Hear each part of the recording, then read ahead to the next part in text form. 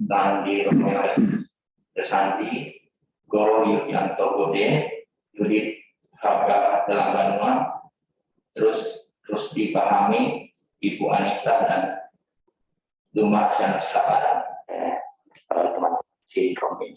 Mungkin kesempatan berikutnya saya persilakan Ibu Palen, semoga.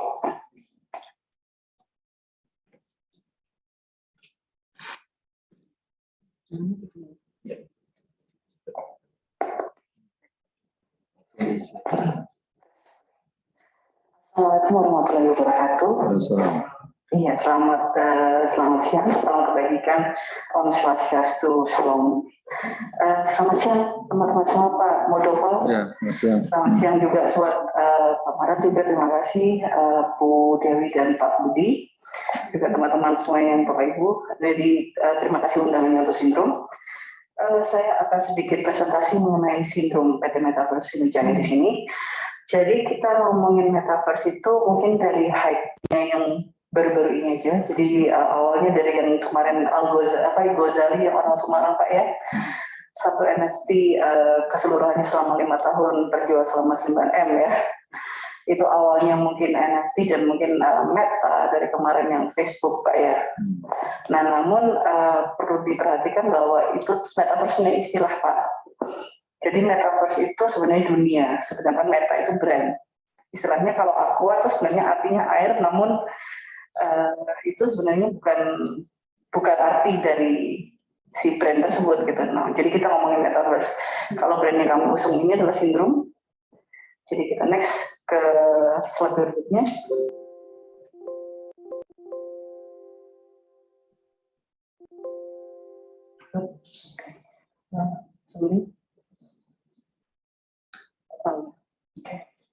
Nah, baik.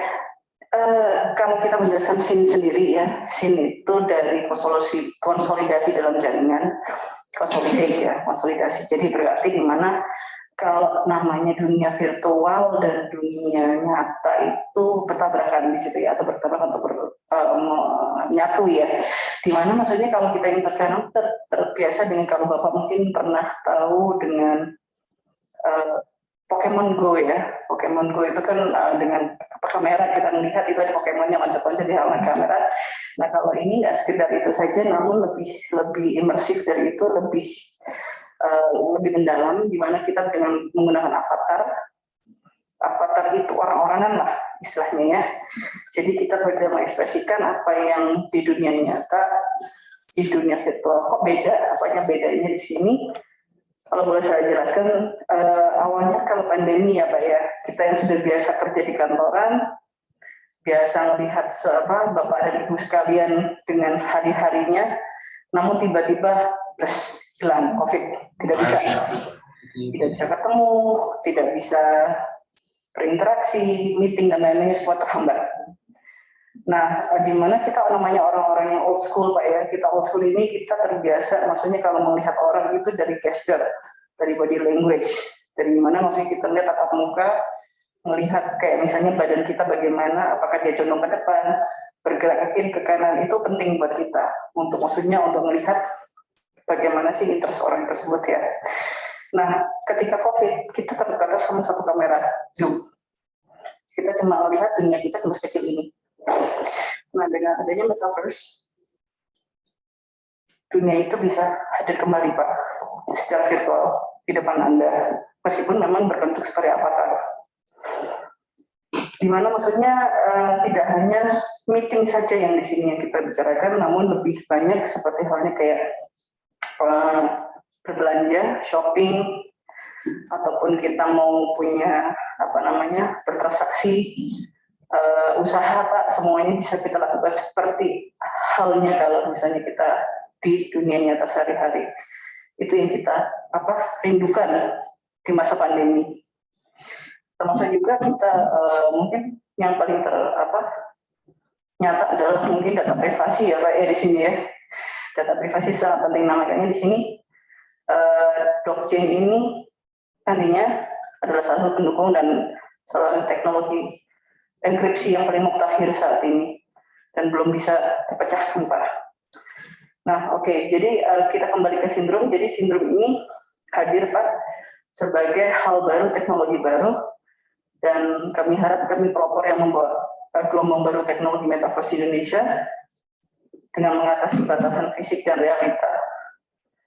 Harapan saya sih dan teman-teman di Sindrom, kita bisa memajukan Indonesia sih Pak di situ. Oke. Sindrom itu nama singkat.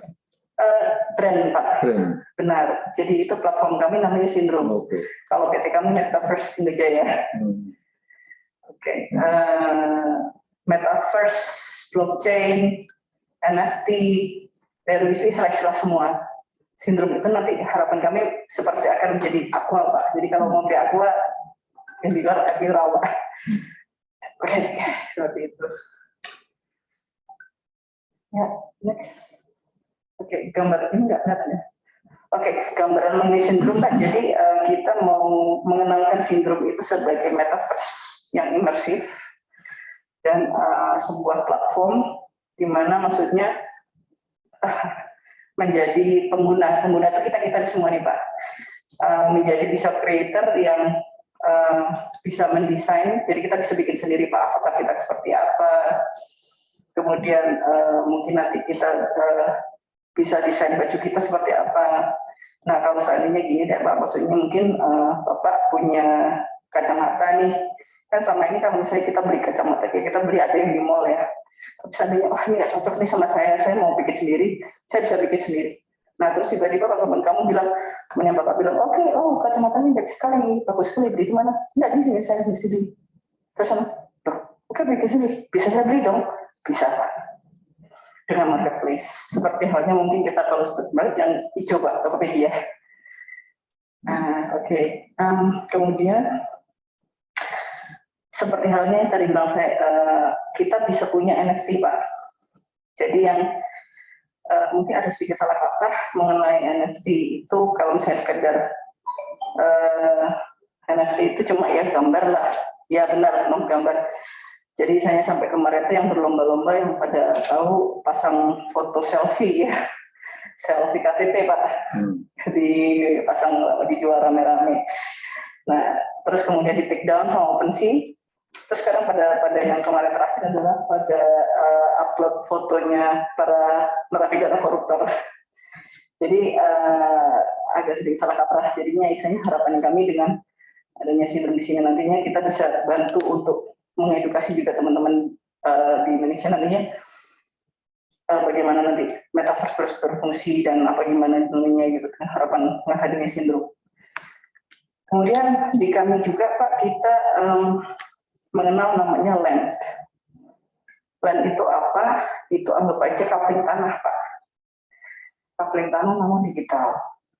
Nah coupling tanah ini nantinya bisa diperjualbelikan Pak atau disewakan. Mungkin nanti misalnya ya seperti mungkin Bapak saya yakin Bapak tahu maksudnya yang metaverse sudah ada Nusantara Pak, versi digitalnya virtual di metaverse. Jadi ini salah satu sebenarnya jadi yang kita ngomongin, nanti mungkin kita bisa bikin Nusantaranya versi Sindrom.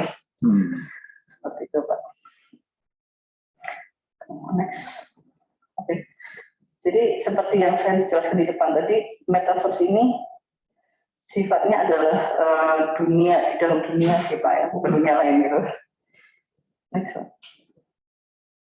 Okay. Mungkin ini ada sedikit video bagaimana nanti ilustrasinya si avatar ini berinteraksi di dunia metaverse. Silakan Pak di play. You can have new kinds of experience through Sindrom. Metaverse creates a place for communication that transcends time and space. You can communicate with more diverse people in this space. Enjoy Metaverse through Sindrom. You can decorate your own space as you want. You can experience all the functions we enjoy online more naturally and vividly today. Through Sindrom, you can use your time better. You can really feel like you're in a different world. You can meet new friends in the Syndrome. In this digital world, you can find and socialize with other users around the world. Infinite freedom in Syndrome. The future is already here.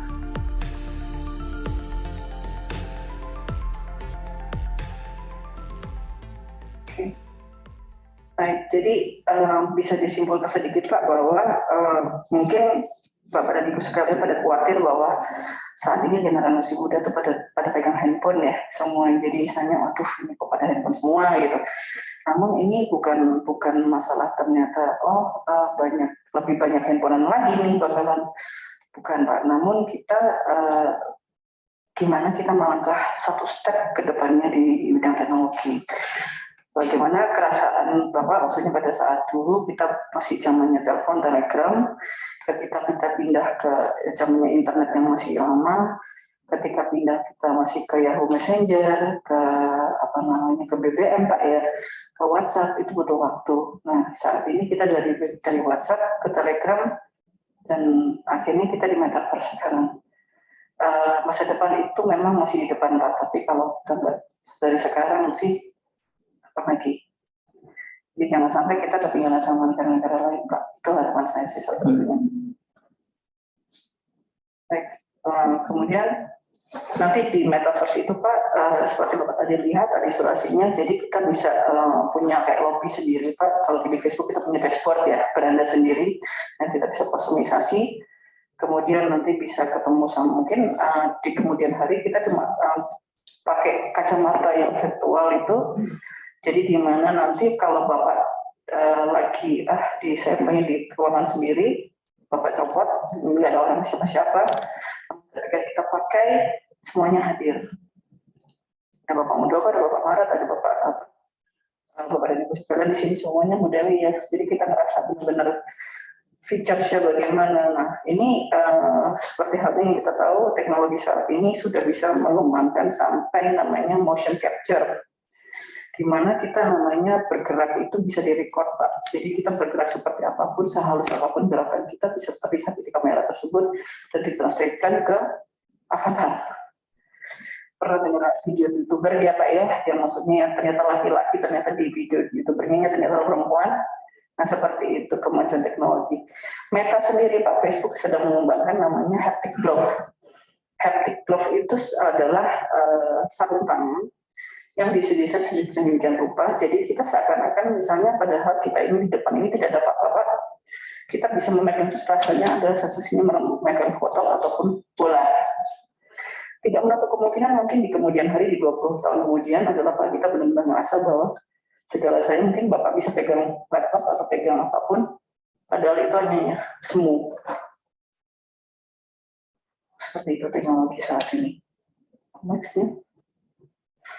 Baik, bisa di-play. Syndrome, dunia virtual yang saling terhubung, mengajak kamu ke dunia yang lain.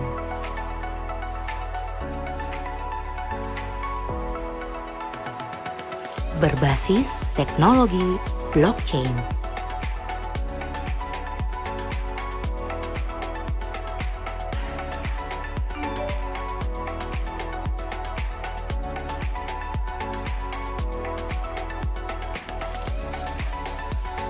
Masuk ke dalam dunia virtual. Kamu bisa bermain, membeli barang,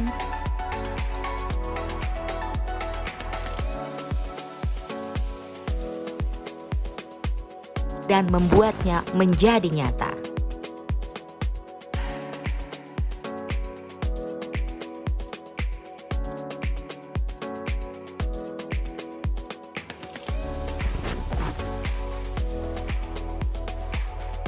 Syndrome, bridging your fantasy and reality.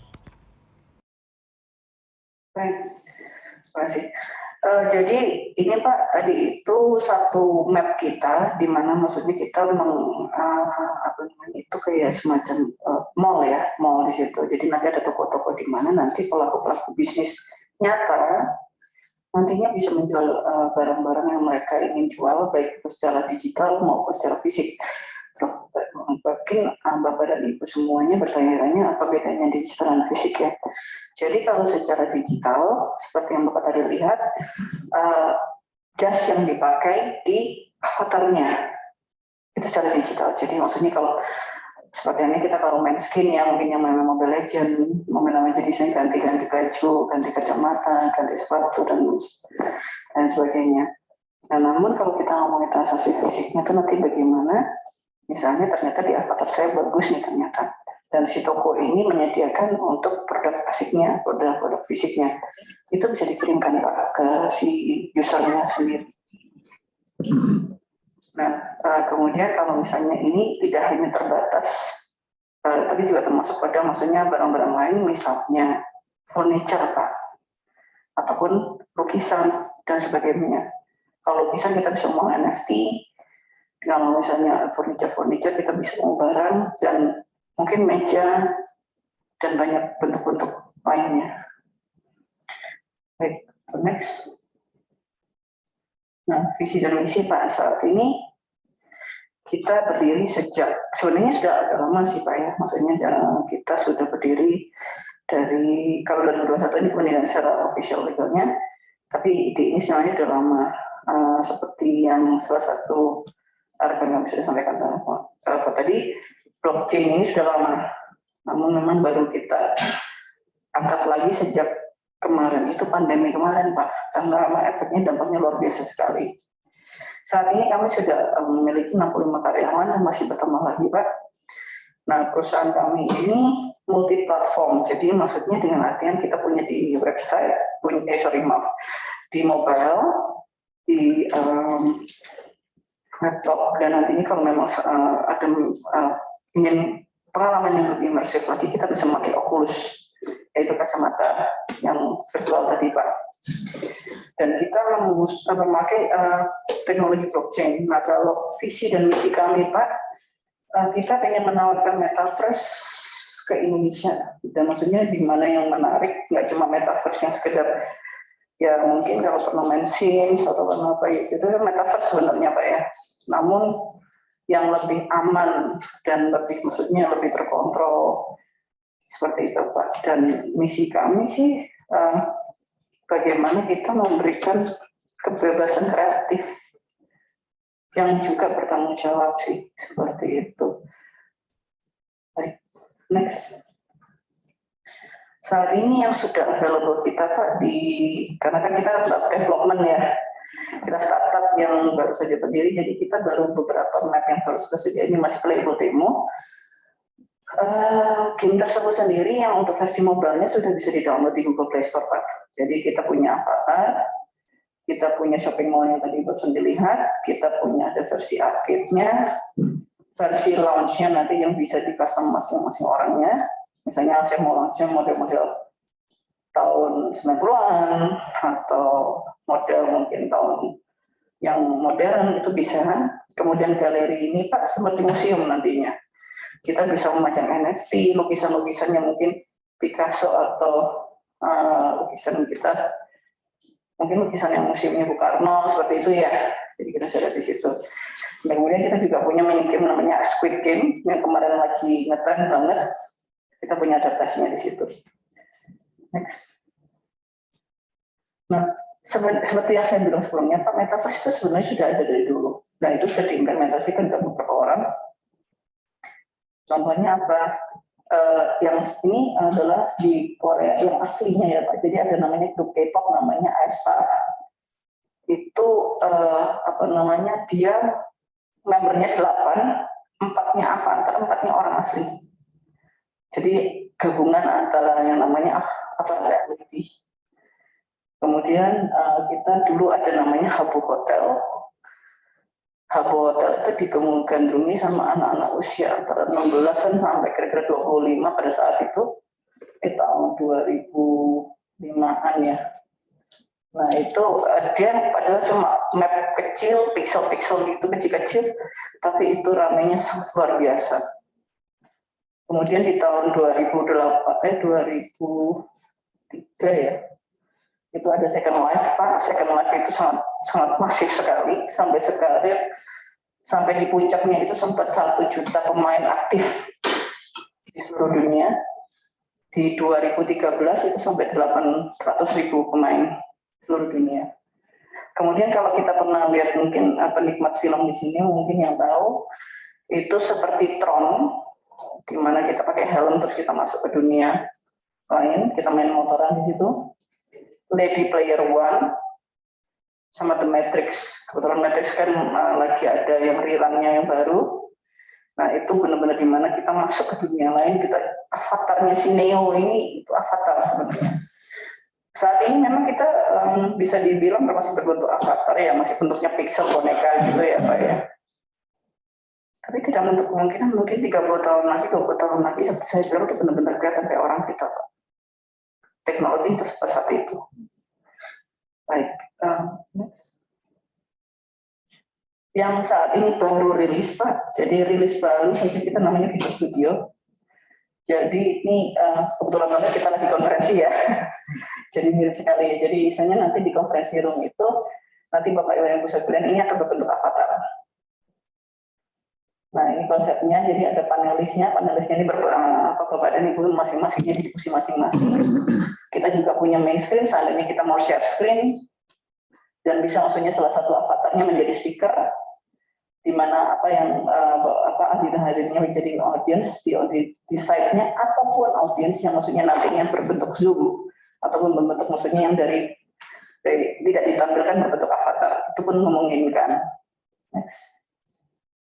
Nah, ini konsep artnya, avatarnya Bapak Joko Widodo sebenarnya sudah kita bikin. Jadi misalnya bahwa renderannya berbentuk ini, dan nantinya Bapak dan Ibu sekalian mungkin bisa mengcustom avatar-avatar masing-masing Bapak dan Ibu sekalian. Seperti itu. bisa banget. Bisa sekali. Jadi misalnya seperti halnya saya bilang tadi, kreativitas tanpa batas. Seperti itu.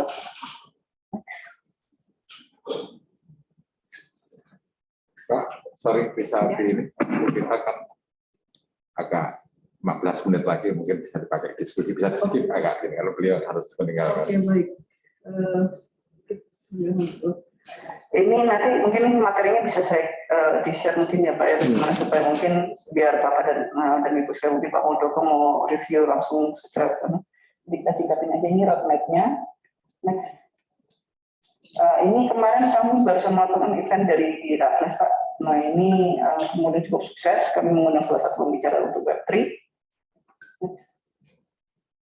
Ini dokumentasinya Pak kemarin, dihadiri juga beberapa dari perwakilan dari Jakarta Smart City dan juga beberapa regulator dan kepala daerah.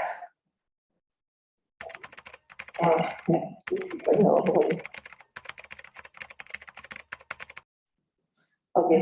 Ini target kami di 2022 Pak, jadi lebih ke arah kita mau edukasi ke 3 segmen ini, jadi akademik dan komunitas UMKM.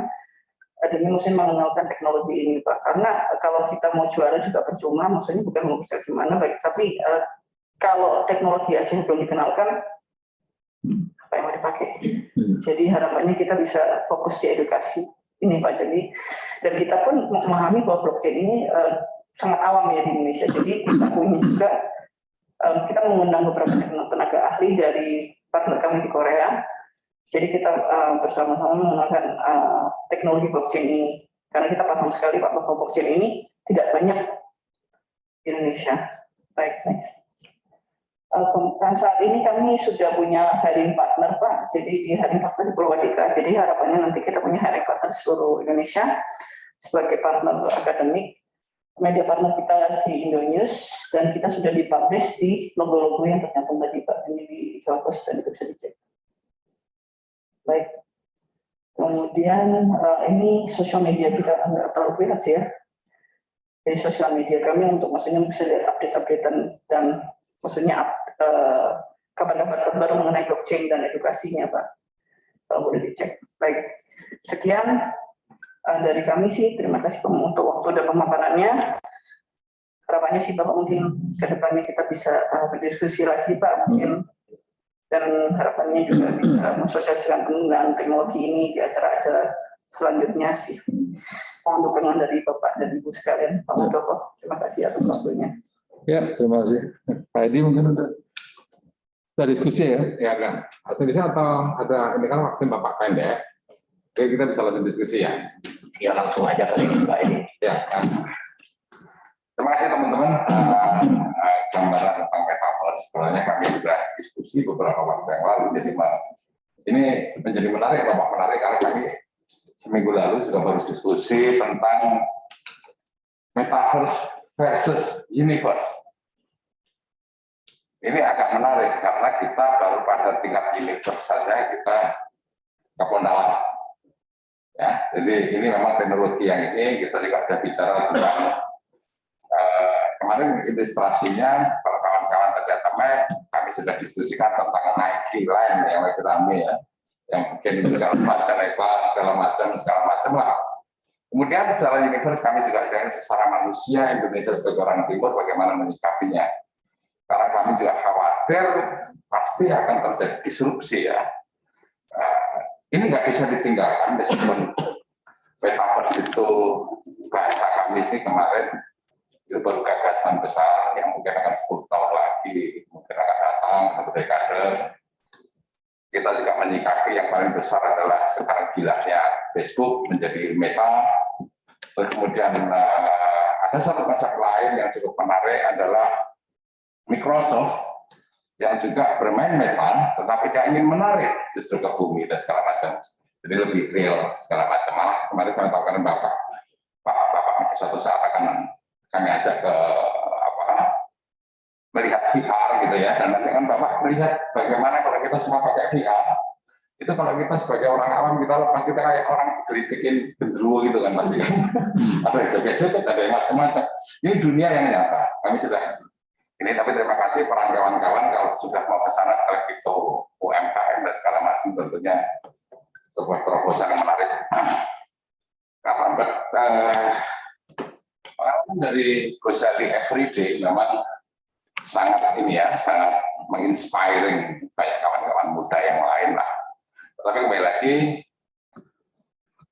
dunia itu pasti akan datangnya entah kapan, tapi kalau nggak sudah memulai pasti kami akan menyambut dengan bagus ya.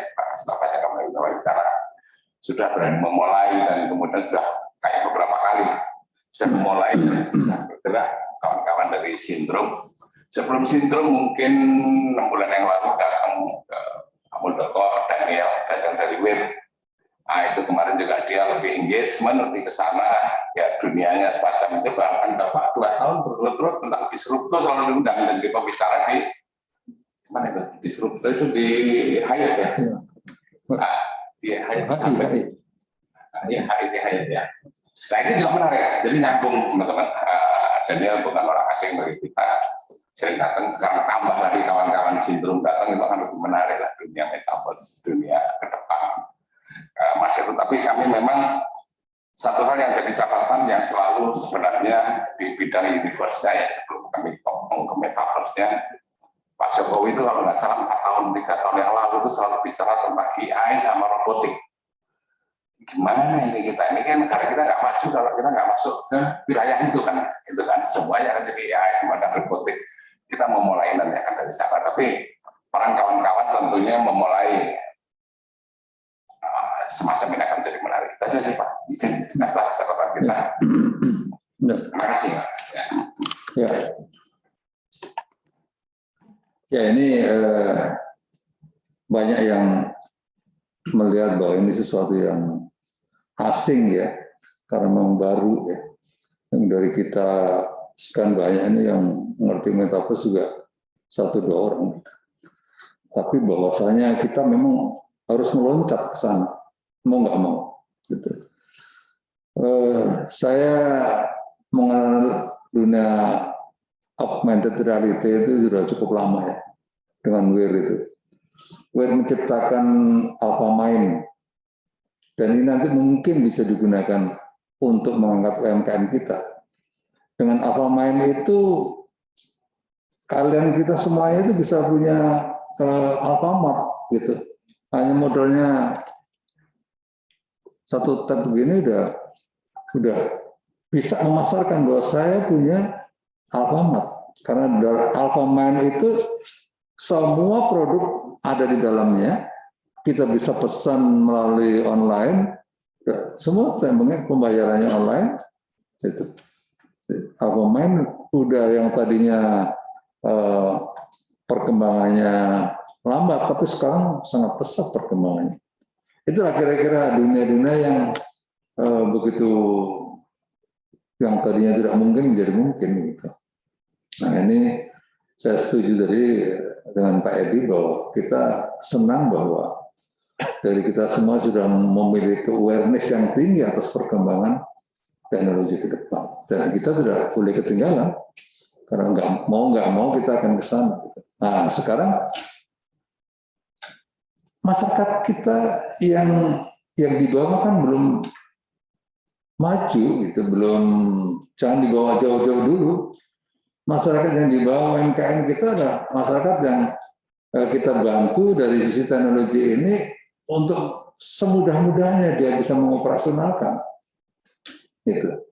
Sebagai contoh tadi, mungkin seperti Alfamart tadi, bagaimana masyarakat yang ada di perdesaan itu bisa memasukkan semua produk-produknya yang pada akhirnya produk itu dikenal oleh dunia. Itu. Ya, seperti contohnya kemarin dari mana itu melaporkan ke KSP ya, bahwa dunia e-commerce Indonesia itu luar biasa perkembangannya ke depan. Ya, kemarin saya bicara UMKM, itu perkembangan e-commerce Indonesia itu luar biasa ke depan.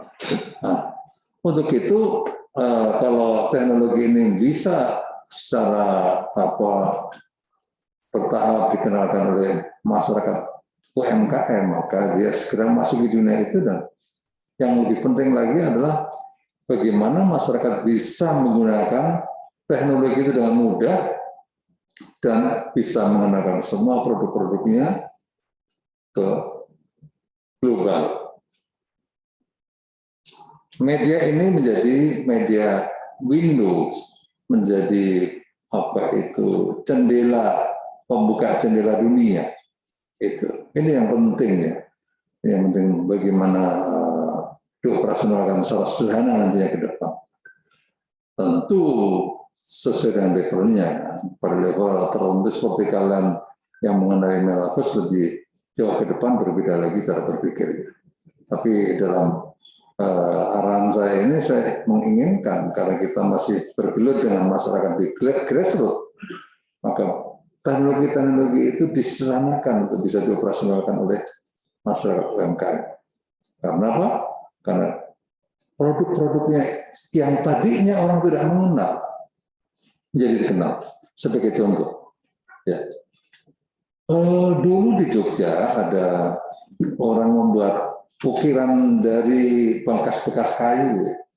Itu ukiran bebek-bebekan tapi dari kayu. Oke. Sebelum dia masuk di dunia e-commerce, dia dulu menjual 50 buah saja sangat mati sulitnya. Tapi begitu dia masuk ke dunia e-commerce, itu sekarang jualannya sudah kontainer-kontaineran. Gitu. Karena apa? Karena produk itu dikenali oleh seluruh dunia. Nah inilah arti penting dari dunia teknologi informasi. Itu kira-kira saya ingin mengangkat dari yang begitu advance untuk bisa dioperasionalkan oleh grassroots dengan cara-cara yang mudah dan sederhana.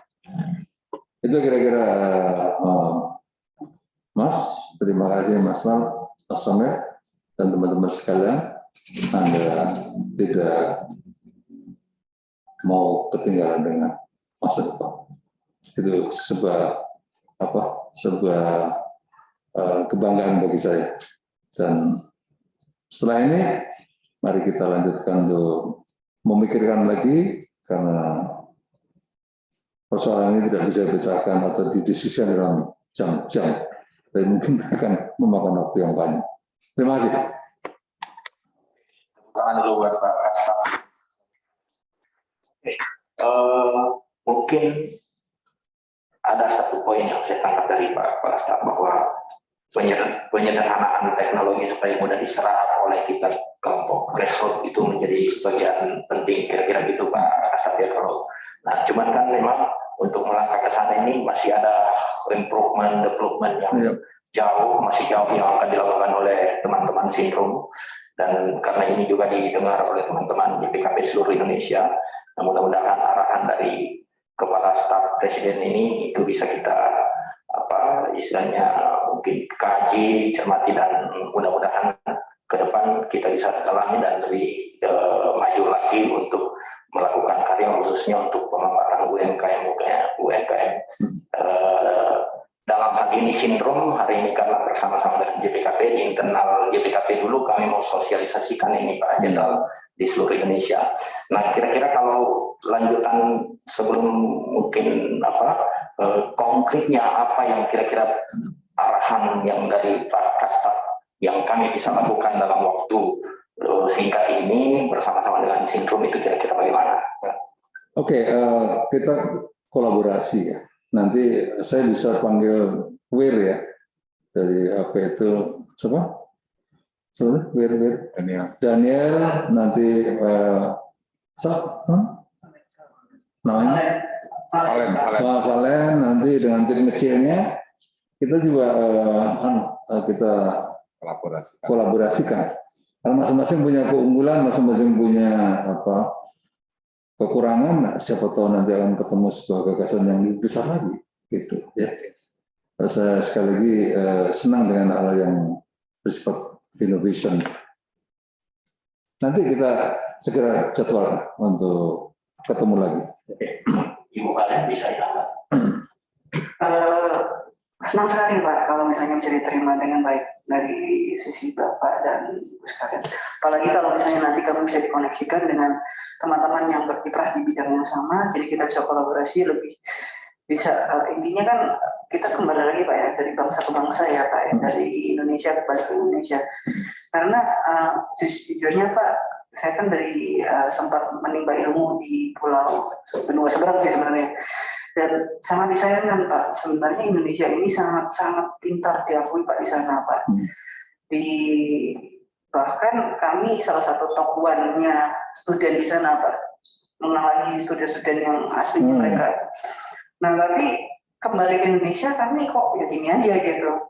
Jadi harapan kami sih kita bisa memajukan Indonesia sendiri Pak, maksudnya malu juga Pak kita. Iya. Belum ketemu jalannya kan? Iya.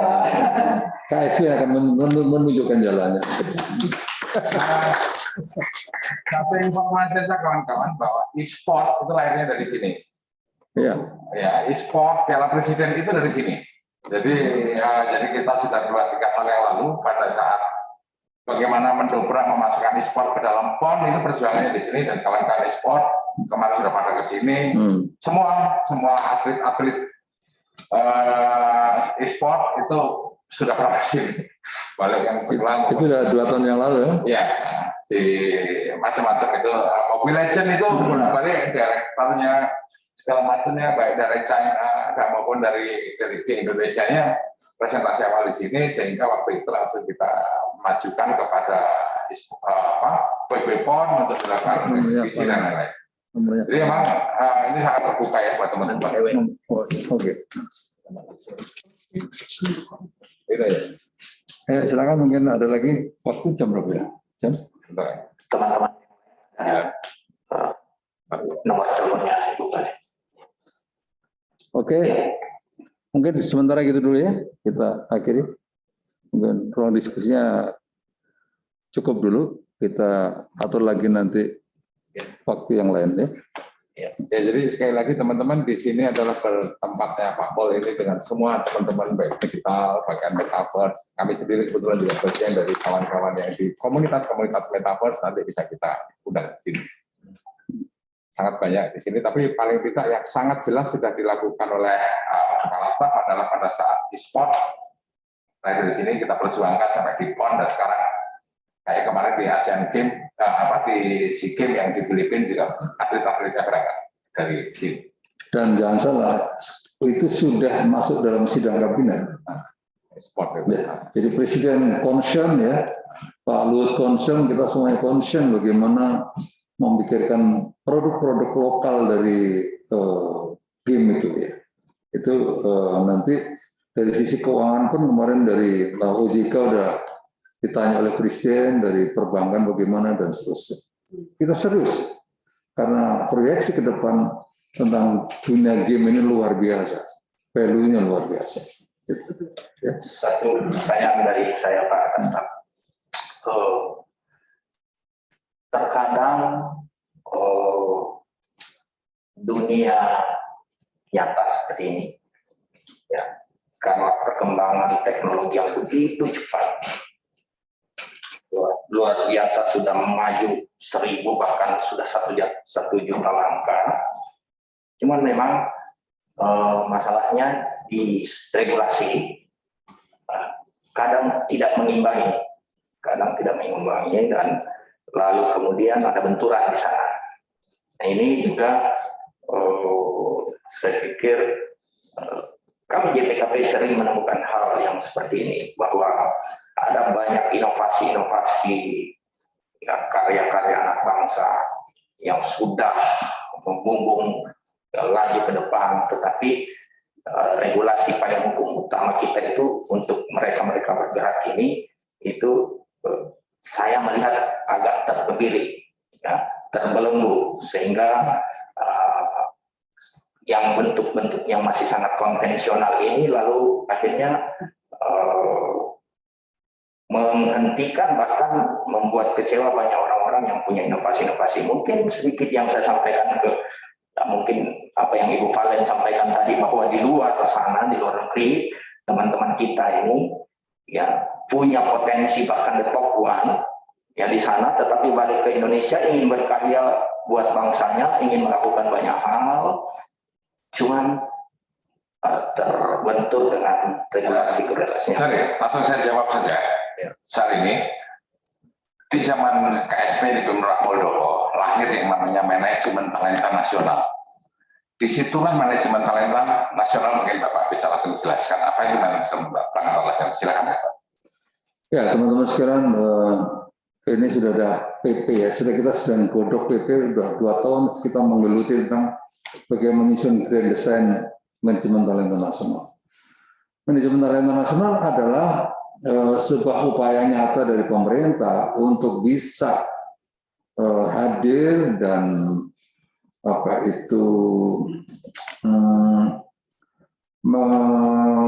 memberikan penguatan kepada anak-anak Indonesia yang memiliki talenta unggul di bidang sains, berikutnya di bidang olahraga dan budaya. Nah, kita sudah susun itu ya, PP-nya sebentar lagi selesai ya, dan nanti akan ada lembaga yang mengelola, ya, lembaga yang mengelolanya. Jadi anggaplah seperti Palen ini punya keunggulan talent di mana di bidang metaverse umumnya, itu nanti negara akan hadir untuk mengambil orang-orang hebat Indonesia itu. Nanti negara akan ikut terlibat di dalam mengembangkan yang bersangkutan, dalam pengembangan diri yang bersangkutan. Itu. Jadi kita sudah memikirkan tentang itu ya, manajemen talenta nasional ya. Itu ya. Ada kira-kira gambaran PP-nya itu bisa disahkan. Segera, karena itu sudah kita masuk di sidang kabinet dan PP-nya sudah lagi turun. Dalam kemarin udah ya finish, sudah selesai lah. Nggak lama lagi lah itu ya. Sekretaris Presiden menambahkan daftar anggaran ya. Datang ke kami waktu itu artis Agnes Monica. Dia cerita di sini, dia merasa pada saat dia berangkat ke Amerika, dia bertanding di Amerika, dia berjuang di Amerika, dan dia selalu membawa nama Indonesia. Dia kemudian lalu ke Pak Muldoko, kok seolah-olah saya berjuang untuk Indonesia kok sendirian.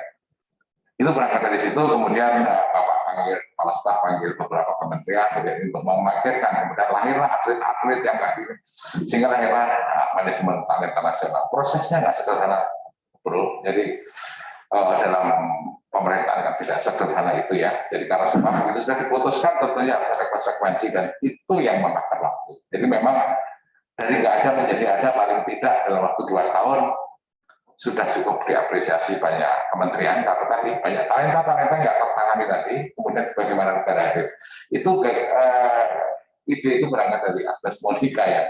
Bapak serap kemudian bagaimana diimplementasikan jadilah manajemen talenta nasional lagi. Itu ya Pak Vera ya, bahwa pemerintah selalu hadir sebenarnya, selalu memikirkan, memang barangkali belum dipublish karena memang waktunya belum saatnya barangkali. Itu aja ya. Kalau masih ada, Mbak Valen. Sekian, terima kasih. Ini kita semangat ini Pak. Nggak usah sungkan-sungkan kalau dengan kepala staf udah biasa dengan kita. Silakan. Sebenarnya kalau misalnya memang PP itu akan disahkan dalam waktu dekat ataupun mungkin segera ya, itu sebenarnya sudah kabar gembira bagi saya Pak, karena sebenarnya di teman saya di Belanda Pak ya, jadi di sana itu sebenarnya banyak sekali orang-orang Indonesia dan bahkan kami ini pemegang rekor untuk akademisi Pak.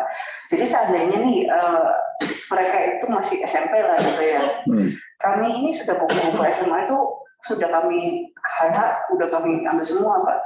Jadi di sana itu ada 3 jenis SMA, MAVO, VWO, kami ini yang di VWO-nya Pak, dan rata-rata Indonesia. Dari situ. Ya, nanti bisa memberikan data-data ya, karena itu nanti tahapan pertama adalah hunting. Kita akan membuat database tentang anak-anak yang memiliki talenta unggul tadi. Setelah kita membuat database, baru nanti akan diseleksi. Ini yang kemana, ini kalau dia sedang melakukan riset terhadap sesuatu, risetnya sampai di mana? Apakah riset yang perlu ditindaklanjuti ke industri? Apakah riset yang perlu develop lanjutan? Nah ini sudah flow-nya sudah kita siapkan semuanya. Ya, Pak, apakah bisa kami berikan kesempatan teman-teman di daerah mungkin 1-2 orang yang bertanya? Mungkin lain kali aja, karena jadwal gua di jam 4 ada lagi. Jadi teman-teman daerah, kami sudah dapat arahan dari Pak Kepala Staf. Ya memang kita hari ini memang targetnya diskusi 1 arah dulu. Ya ke depan Bapak Kepala Staf sudah memberikan arahan-arahan kepada kita, dan paling penting yang masalah regulasi tadi ternyata di kantor staf presiden sudah one of itu, karena selama hampir 7 tahun Pak Kasam, jujur kami JPKP juga banyak sekali berbenturan dengan regulasi. Kita mau berlari kencang, tapi yang di dalam regulasi ini masih jalan di tempat, susah juga mau bentroknya. Iya. Terima kasih. Ya, tadi sudah dikatakan disruption. Bagaimana antara realitas yang kita ada begitu cepat, ya, perubahan yang begitu cepat, tapi birokrasi belum bisa menangkap dengan cepat. Itu persoalan yang memang sedang diperbaiki oleh Pak Presiden. Di PKP siap bantu Pak. Ya, ini saya harus ketemu Duta Besar Amerika, karena jamnya harus tepat, nggak enak kita satu lama. Baik, terima kasih teman-teman sekalian. Saya kira Assalamualaikum warahmatullahi wabarakatuh.